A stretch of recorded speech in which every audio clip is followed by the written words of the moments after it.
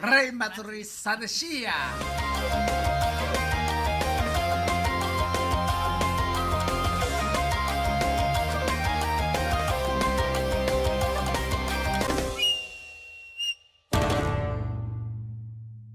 Tout récemment, j'ai pu assister au Saji Jinja Matsuri. C'était mon tout premier Matsuri et j'ai eu la chance de participer à énormément de choses. Le Saji Jinja Matsuri, c'est un petit festival local du bourg de Koka qui se tient... Le bourg de Koka? Mais t'avais pas dit que c'était une ville là-bas? Effectivement, faut peut-être que je vous explique. Avant 2004, la ville actuelle de Koka n'existait pas. À la place, il y avait 5 bourgs. Minakuchi, réputé pour son Matsuri. Konan, là où je travaille. Shigaraki, où on croise partout les petits tanuki tout mignons. Tsuchiyama, réputé notamment pour son thé. Et donc Kooka.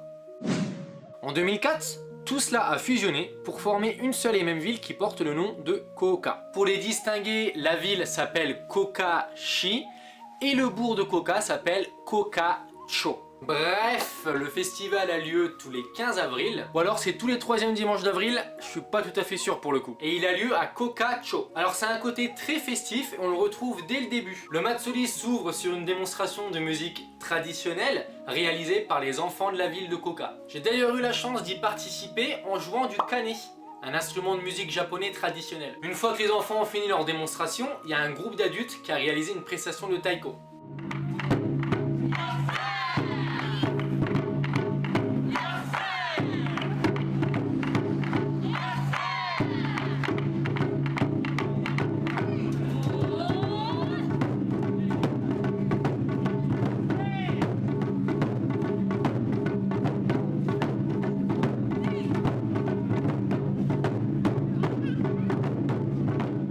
Ensuite, j'ai eu la chance de participer à une cérémonie traditionnelle, le Mochi Maki. C'est une ancienne cérémonie religieuse, aujourd'hui recyclée en une cérémonie populaire, où tout le monde se retrouve pour manger et s'amuser. Les lanceurs, dont je faisais partie, sont situés sur une estrade, et le but est de jeter des gâteaux à la foule. Tout le monde y participe, enfants comme adultes, hommes et femmes, et c'est essentiellement un moment de partage et une occasion de se rassembler tous ensemble. Le nom de cette cérémonie vient d'ailleurs des gâteaux que l'on jette, les mochi, des petits gâteaux faits à base de riz gluant pétri. Alors je dis pas, hein, c'est très bon, hein, mais c'est à la fois très bizarre. C'est super gluant, très sucré, c'est vraiment frais. Non, franchement c'est bon, c'est à tester. Il y a d'ailleurs un fabricant de mochi très réputé, le Mochi Kobo, ça fera l'objet d'une prochaine vidéo, qui est situé juste à côté du Saji Jinja. Ensuite a lieu la cérémonie principale du Saji Jinja Matsuri, la parade du Mikoshi ou Mikoshi Togyo. Le Mikoshi, c'est une sorte de temple miniature en fait. Le kami, l'esprit ou la divinité du temple, doit s'incarner dans le Mikoshi. Pour ce faire, les prêtres placent la relique du kami à l'intérieur du Mikoshi, ce qui représente son incarnation physique. Le prêtre principal prononce ensuite les incantations sacrées et appelle le kami à s'incarner dans le Mikoshi.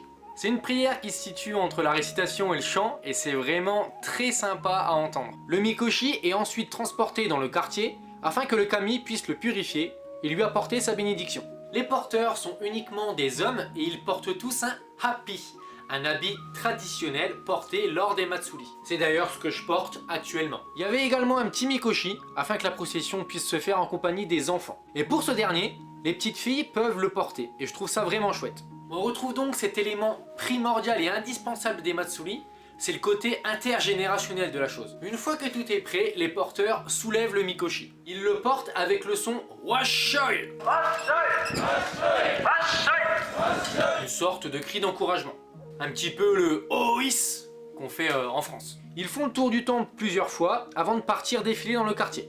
La portée du Mikoshi peut varier au niveau du temps selon les festivals, mais pour le Saji Jinja Matsuri, on a porté le Mikoshi pendant environ 2 heures. Et le porter pendant 2 heures, je peux vous dire que c'est pas facile, hein. Le Mikoshi, il est vraiment pas léger. Plusieurs dizaines de kilos, on est proche de la centaine. Bon, par chance, durant la procession, il y a quand même des spots ou des arrêts qui sont prévus. On s'arrête près des boutiques, supérettes ou restaurants, et les commerçants faisaient des offrandes au kami et préparaient des petites collations. C'était l'occasion pour tout le monde de bien manger et bien boire. Tout le monde rigole, plaisante, se laisse aller. C'est un moment hors du temps où tout le monde profite et échappent à la société extrêmement codifiée du Japon. Par exemple, sur les photos, vous pouvez voir que la plupart des porteurs sont mouillés. C'est pas parce qu'on a traversé un coin d'eau et c'est pas non plus de la transpiration. C'est parce que tout le monde s'amusait à jeter de la bière sur les autres. Et du coup, à certains endroits, le mikoshi doit être soulevé le plus haut possible.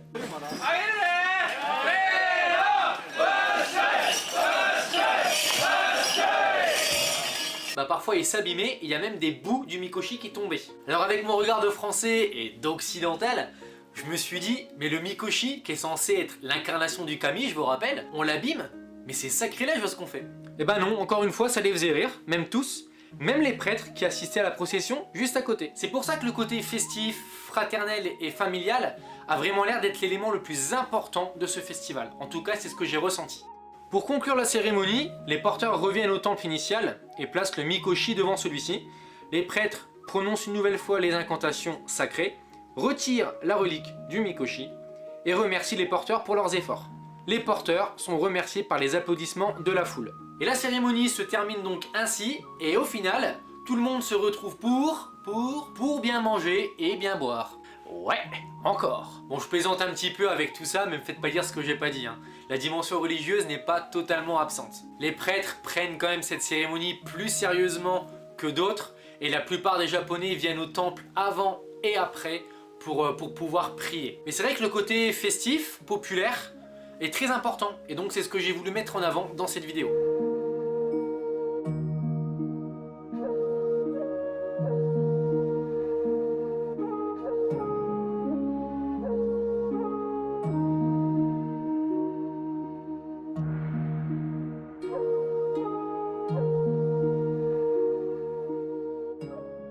Voilà, c'était un sujet super dense.